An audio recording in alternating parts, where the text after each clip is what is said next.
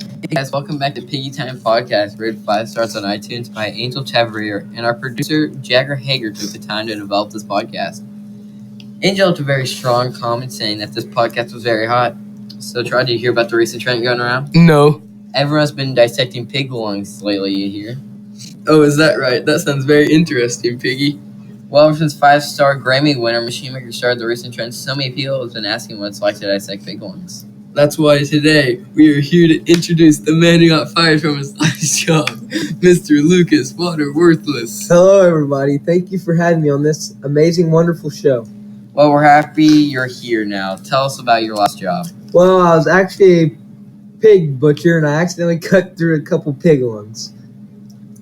Well, that is quite a job, Mr. Lucas. Very interesting. So tell us more about pig lungs.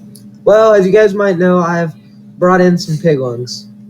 I am very excited to see what these lungs look like. Do you mind telling us what these lungs look like and feel like? Yes, please tell us more, Lucas. Well, the pig lungs are actually quite interesting considering they are inside of a pig.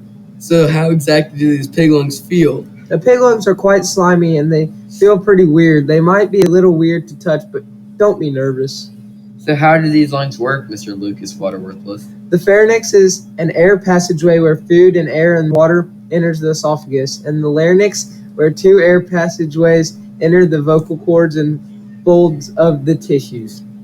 Before the air starts to completely enter these lungs and goes into the start of the esophagus called the trachea. The lungs actually have these short tubes called bronchi where the air is carried through these hard tubes. Oh, now I understand.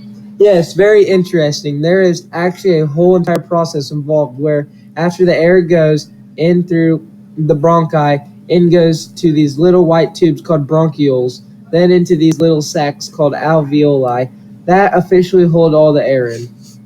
Whoa, that is amazing. Tell me more, Mr. Lucas Waterworthless. Well, there is actually one last thing. There is a big flat muscle below the lungs that relaxes and contracts that allows the gases to enter the lungs.